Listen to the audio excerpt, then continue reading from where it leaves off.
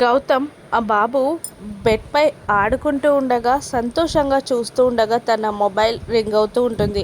Phone చేస్తుంది ఎవరు అని చూసేసరికి శ్రావ్య అని డిస్ప్లే అవుతుంది. శ్రావ్య ఎందుకు కాల్ చేస్తుంది అని అనుకొని ఫోన్ లిఫ్ట్ చేసి శ్రావ్య అని పిలుస్తాడు గౌతమ్. అన్నయ్య అంటుంది శ్రావ్య.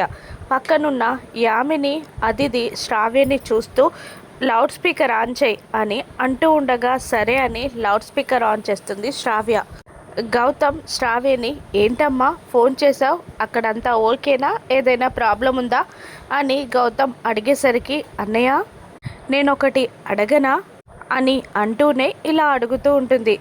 నువ్వు అహల్య వదినని ఏదైనా కారణం మీద పెళ్లి చేసుకున్నావా అని అడిగేసరికి గౌతమ్ షాక్ అవుతాడు. మళ్ళీ ఇలా అంటూ ఉంటుంది శ్రావ్య. అహల్య వదినని భారంగా బరువుగా మోస్తున్నావా అన్నయ్య అని శ్రావ్య అడిగేసరికి కోపంతో ఊగిపోతాడు గౌతమ్. ఆపు శ్రావ్య అని గట్టిగా అరుస్తాడు.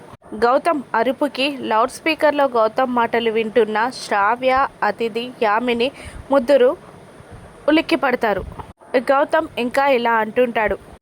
నేను ఈరోజు ఐ లవ్ యూ చెప్పింది అతిథికి కాదు అహల్యకి అని అనగానే అప్పుడే గౌతమ్ కోసం కాఫీ కప్ పట్టుకొని వచ్చిన అహల్య ఆ మాటలు విని షాక్ అవుతుంది.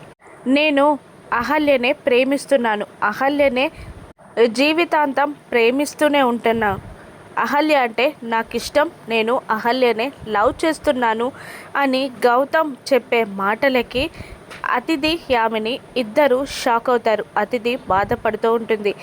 శ్రావ్యకి క్లారిటీ ఇచ్చేస్తాడు గౌతమ్. ఇప్పుడు అహల్య ఏం చేస్తుంది? గౌతమ్ని తిరిగి ప్రేమిస్తుందా? ఏం జరుగుతుంది? రాను ఎపిసోడ్స్లో చూద్దాం. Thank you for watching.